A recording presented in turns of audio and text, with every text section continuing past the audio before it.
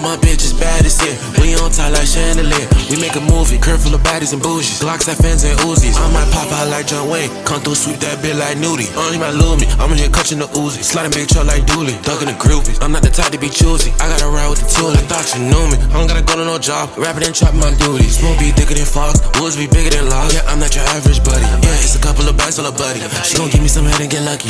We could be on the beat somewhere lovely. I be mixing the walk with the bubbly. That's why she put no one above me.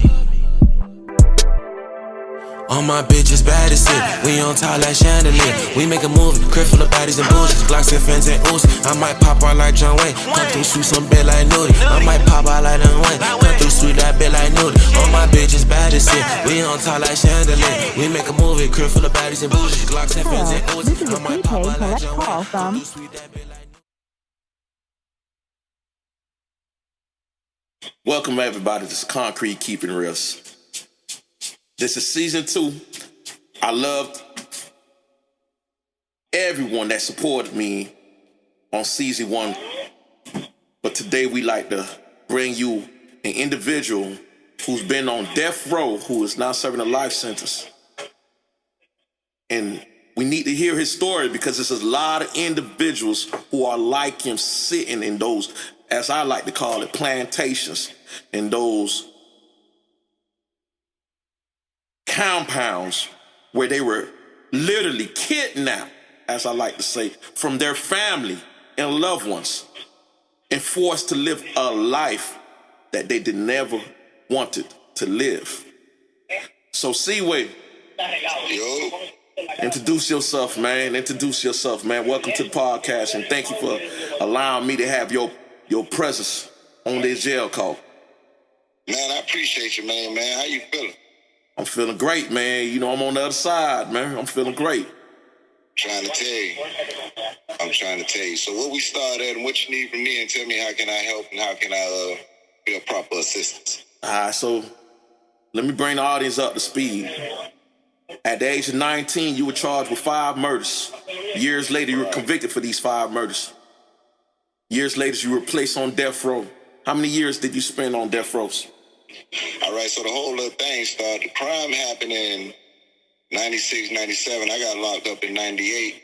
When I got locked up in 98, off a statement, not a confession, but, you know, you could say it's a statement, confession. I go to trial 12 years later, 12 years at the county waiting to go to trial. When I finally go to trial, it was a 4-month trial. From that point, 2009, right? So I go to jail in 98. I start trial. So let me stop you 1 second. So the murder actually took place, the murders with an S, actually took place in 96, 97? Right. So you wasn't apprehended immediately after the murders? No, it was like a year and a half later. So in 96, 97, the visuals and the artists could get a visual and hear what's going on with this paintbrush of yours. How old were you in 96, 97? 17, 18, something like that. I was 18, 19 when I got locked up. About 17, 18 when the crimes happened. So you were as a juvenile when these murders happened? No, I think I was 18. But I got locked up at 19, so I was 17, 18, something like that when the crimes happened. And these were good guys out the community, no doubt, right? Wonderful individuals, horrible situation.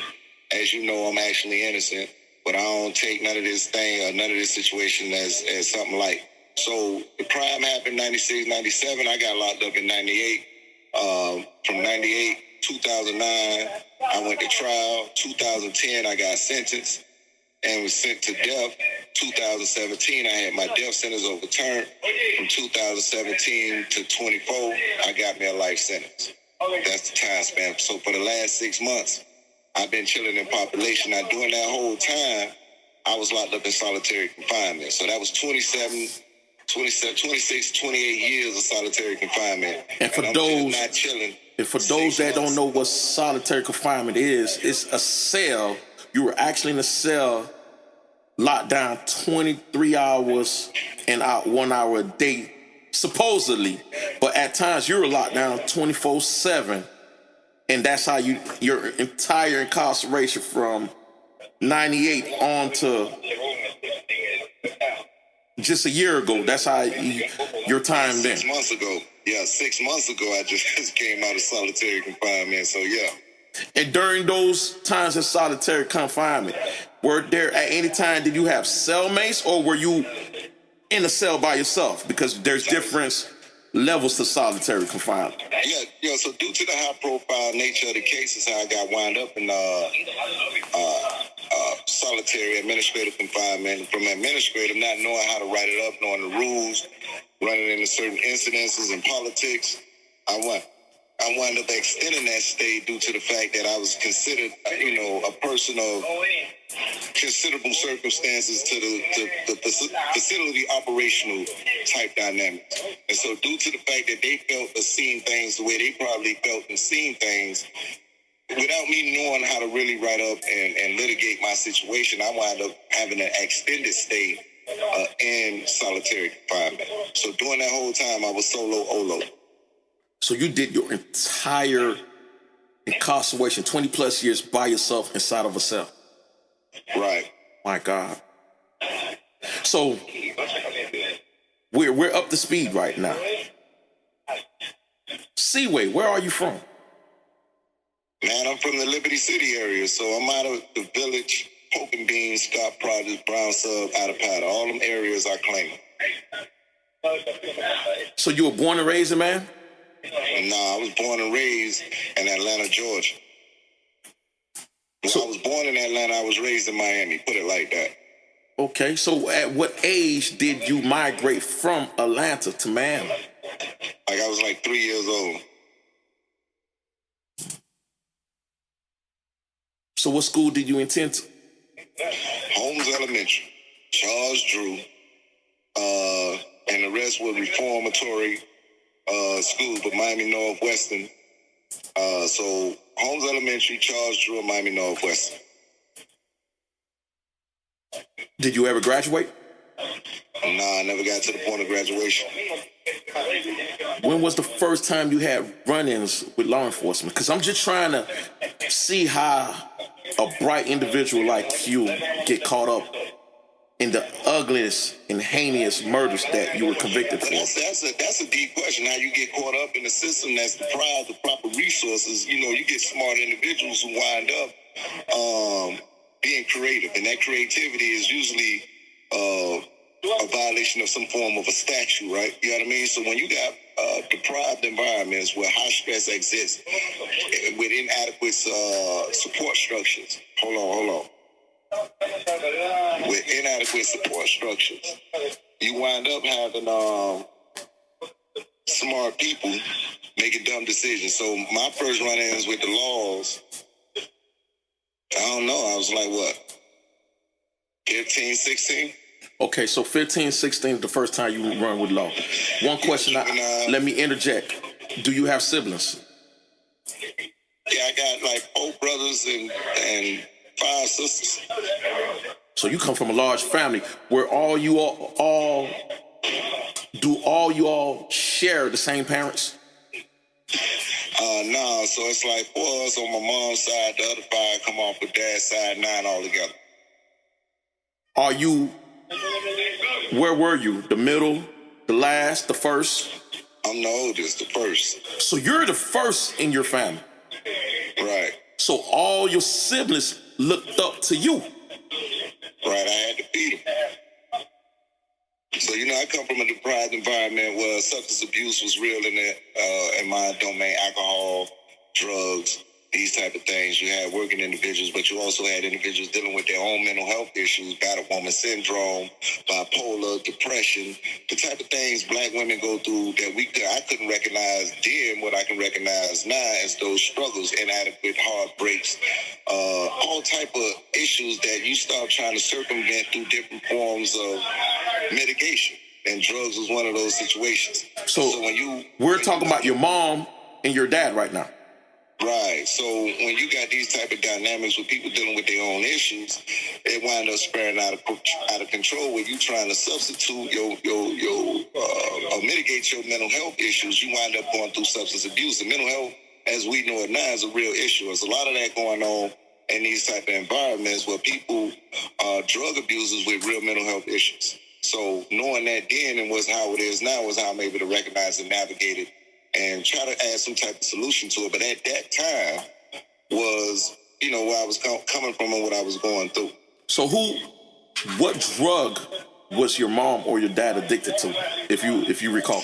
Oh, crack cocaine. Crack started out, my mom got, my dad was coming out of that Vietnam thing, so he wound up, over there seeing what he was seeing, going through what he was going through, trying to deal with the issues of what he had to do as a soldier. Mm-hmm. You know what I mean? He wound up being an addict. He brought that addiction home with him and introduced it to my mom, and that form of addiction that started out as a party drug, started out as an aphrodisiac, and graduated to a form of addiction based off the dynamics of dysfunction, right? So my father was an abusive individual towards my mom, and that's kind of how that addiction thing kind of just went rampant, right?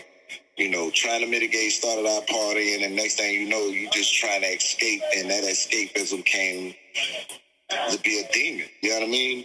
That touched so many lives, so that was the situation. So at that time, 15-year-old Tavares Colloway could not diagnose all of this. You could not see this because this is something we like to call Monday quarterbacking, meaning when you look at your past and you're able to break things down the way you're breaking it. At that time, you was not aware of what was actually going on. So how did little CWAY feel at that time? Man, you feel deprived. Therapy does help. So at the time, it was hindsight is 2020, like what you said. Monday morning quarterback in hindsight is 2020. We can see a lot of things clearly when we become conscious and grown. But at that time, it was emotional deprivation because you don't understand the situation and why you up under these type of circumstances, right? That you going through what you're going through and why I got to be going through them, right? So not understanding how our environment is deprived, right? You know what I mean? When you talk about the richest country in the world, how does a ghetto exist? Right? You don't understand those dynamics, and why am I labeled a statistic? I don't understand that dynamic, and what is the history of me as an African American in America, right? What is the 1964 Voting Rights Act? What the hell is that, right? What? I thought for a long time, and we all thought, at least I thought I was a nigga. What the fuck is an American, right? We realize now we got dual citizenship, right? A lot of people think they just got a United States citizenship. Man, you a dual citizen, right? States are sovereignties, you know what I mean?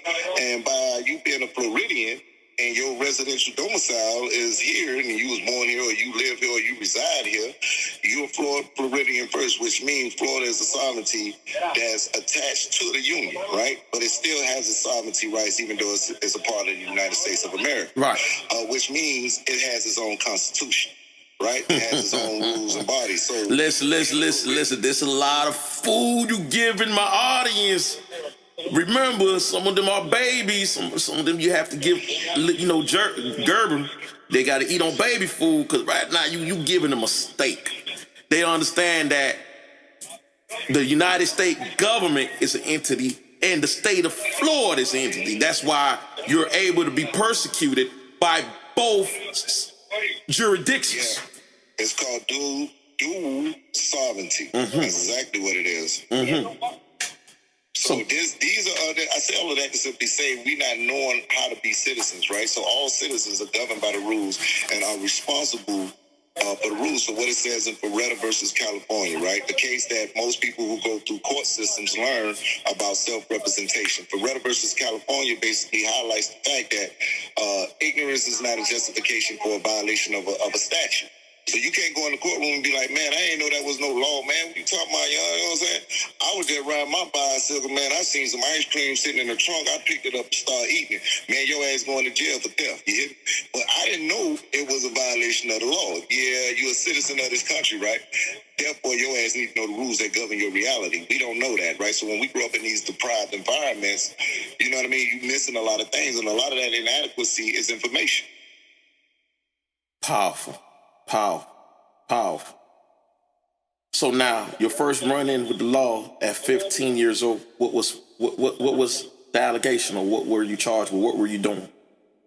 Trespass, hanging out at another school, trying to be cool, was really being a fool, and wound up having to go to juvenile court about it. Ignorance. Yeah, at its best.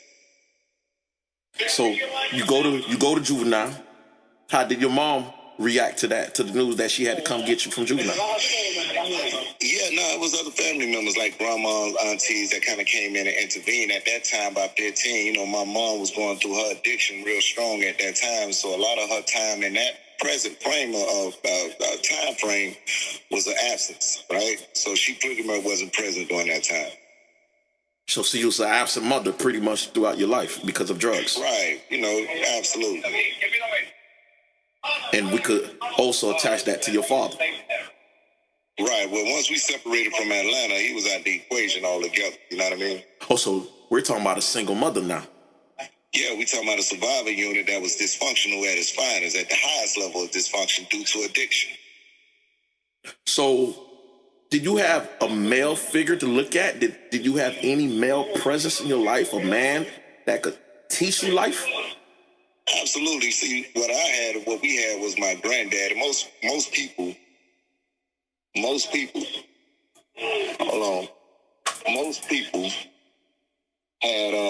had their grandparents, right? Most people had their grandparents. Me, I had my granddad and my grandma and my auntie and her husband, right? Which, you know, even with that form of dysfunction and form of poverty, I didn't really feel it to a degree like that. Understood. So my granddad was the father figure. And how old was he at that time? Because I would think there was at least a generational gap. Yeah, major, but granddad was the best. So my granddad wound up, I discovered through trial, was my step-granddad, right? Wasn't actually my granddad. So he met my grandma with her kids and married her in the 1950s, man. And up until she died, they was together for like 49 years.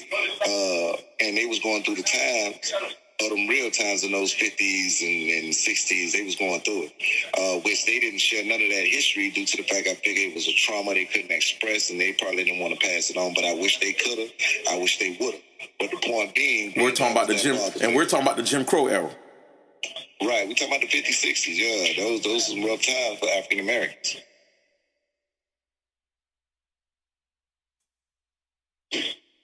So you're saying he did not get to share those stories with you because he did not know how to express himself to you?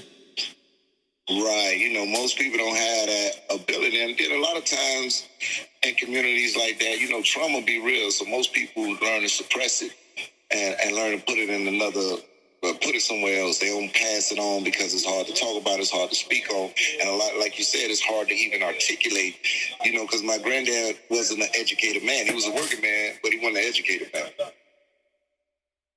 Okay, so now, who was the family member that came to get you from the juvenile system, since it was not your mother? Yeah, this was my auntie and her husband. So how was that experience like when you first entered juvenile? Or the jack? Well,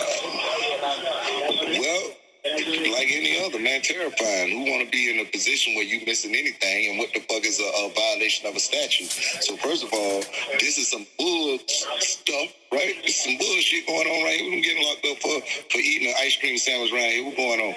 What I'm going to jail for what the fuck is trespassing? Right? What the fuck is this? So you wind up somewhere where you don't feel like you're supposed to be, and then you don't know nothing about nothing, and yeah, it was a horrible experience. So let me ask you this. If you think at that moment in time, if you were a different skin color, do you think it would still result in the same consequence of you being arrested? Or do you think you would have walked off with a warning? Absolutely not, right? So absolutely it would have been... Absolutely not. I wouldn't have been walked off. It would have been something different. And absolutely it would have been a change. But when it's like saying, like, if you fed healthy food and good water, you're going to thrive. If you fed diarrhea and poison, what the outcome going to be, right? So if you put a person in good situation, this is what make ghettos, this is what make impoverished, and this is when you start looking at classes, when you go to a form of the systemic form of discrimination and how it come into play. A real good book to read is The Color of Law. I forgot the guy's name, but the book is a real good book, and it shows you how the United States created laws to concentrate poverty, right? This is a systematic design, right? But when you talk about the environments we come from, if you're up under different circumstances, you're going to have different outcomes, right? For the most part. You know what I mean? So if you take and create high-stress environments, stress creates cortisol in the brain, right? Cortisol makes you immediately want to find gratification, right? You ain't thinking about no consciousness. You ain't thinking about, man, you thinking about immediate release from the chemical reaction in your brain. So what happens to most people who have addictions? Their brains have been boot looped. They don't know how to deal with stress because they're always flooded with a feel-good hormone, right? So the moment they get off it becomes a self-loop type thing where they can't get past, right? What the question I heard was, and the way my brain heard it was, if you was in a different circumstance and had different opportunities, would the outcome be different? And my answer to that is absolute. So, and the analogy I was given is, if you give me, no stress, good food, support structures that's adequate, I got a high chance of being adequate. You give me inadequacy and high stress, I got a high chance of being a statistic. So, yeah. So now, you have this experience. You're terrified. You go to jail for the first time in your life. You come home. Why did you not straighten out? Why did you not find a way out? Yeah, easy to say, harder to do. When you have an inadequate support structure, man, you don't have, the house ain't got no lights, ain't no food in them. Right? You hungry, you ripping and running. Grandma and them can do a little something, but they can't really maintain somebody else's kids. These are elderly people trying to maintain their bills. We are living in poverty. These low rent, low income houses, not necessarily public housing, but low rent environments, ran by slumlords, right? We know this because we played in sewer ward all the time, right? Always some type of sewer baggage, roaches, rats everywhere, holes in the wall, but the rent cheap. So it's concentrated poverty, but when you're young, you know nothing about it. But when you ask, hey, man, all you had to do was just go to school and do the right thing. But yeah, you're right. When I go home, ain't no lights on and I'm hungry and we about to get evicted, it was easy to do homework. You know what I mean? Because it's hard for a motherfucker who come in adequate circumstances to imagine inadequacy, right? Right. What does it look like when you hungry and the lights out, man? What does that feel? Some people never been hungry. Some people never had their lights off. So some people never had to worry about slumlord evicting them out their apartment. Right. You ain't living in no high stress where all your peers getting murdered off and you dealing with the post-traumatic stress of your environment. What does that look like? I'm going to come to school concentrated because I done been sleeping well. I think not, right? And so understanding that my environment played a major part of a young developmental mindset, the intelligence allows us to navigate, but can also get you in trouble. So what was your young CWAY mindset dealing with these stressful environments? What did you do? What adolescents do, survive and thrive, man, and have fun, and try not to get caught up. But a growing mind, what can you do other than try that shit? You feel me?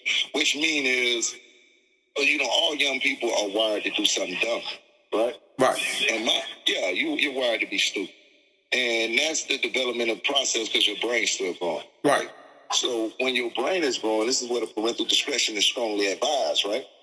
Because your brain is wired to be creative. So a young person gonna try something stupid. He gonna jump off a roof. He gonna ride the motorcycle with no helmet.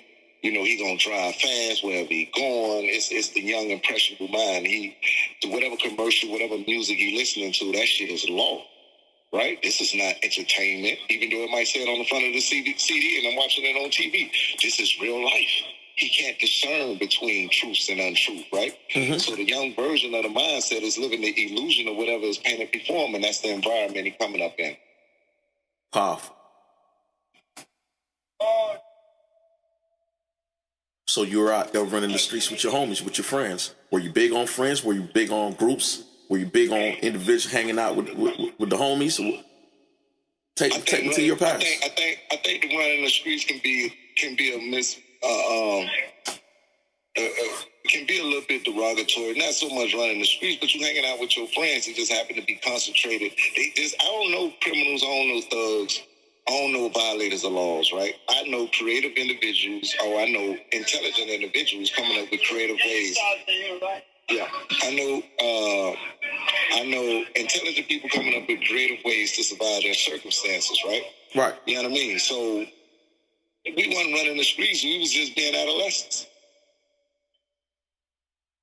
What adolescents don't go to a house party, right? What adolescents don't go to a pool party, right? Right. You know, what adolescents don't hang out, with his friends and just hang out and chill, right? What adolescents don't go to the mall to chase the girls with the skirts, right? You're just doing what adolescents do. But in our society, when you're subject to the type of circumstances that turn you into a statistic that Florida has 68 prisons but 67 counties, and you're already told before you even get to a point of existence that before you are grown, you're going to either be dead or in jail. You know what I mean? And you be like, damn, they must be, how you going to say? I thought I was going to be a goddamn police officer or a music singer, right? The fuck you mean? How? So like you said, what adolescents don't run the street, and like I said, that's called being a human being. That's called being a human being. That's you finding yourself. Like you said, your brain is still growing, because it's proven fact that your brain does not fully develop until you're 25 years old. So we're talking about a 14, 13, 15-year-old, like you said, can't differentiate illusions from reality, as you Absolutely. said. He's still trying to find himself. So here you are, 15, 16, trying to find yourself. Yeah, this is where parental discretion or community come into play. When you got community and you got the parental, what? It's all good. You're gonna be all right. When you got individuals who coming up in situations without proper or adequate support structures or community, you need, the brothers that came out the 60s, 70s, and 80s, the Lation, right? But that was a whole attack on a system like that, right? That basically said, that Black Power movement shit was a no-go, right? Right.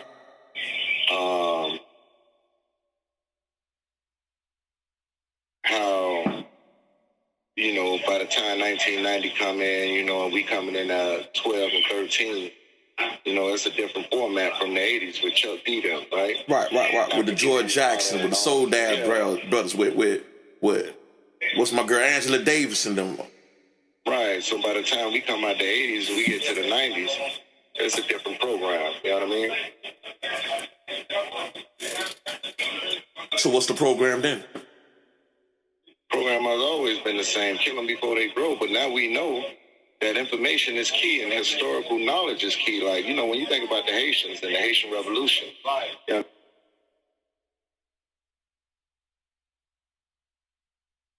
Like John Wayne, come through sweet that bit like Nudie. I might pop out like John Wayne, come through sweet that bit like Nudie. They calling me special, don't speak that's retarded. We got the best in the market. I'm in a Tesla full of chrome hearts, pushing the button to park it. Got a dot on the shirt like Target. When I drop that pic, she hearted. Even though sometimes I'm heartless, put ice right where my heart is. In a Model D with a gypsy, lean over and say she wanna kiss me. Don Julio made a whole tipsy. I say she wanna listen to naked. Yeah, diamonds be dancing frisky. Gotta put on a set, Ricky. Be out of the door, but I gotta go back 'cause I might have forgot the blicky.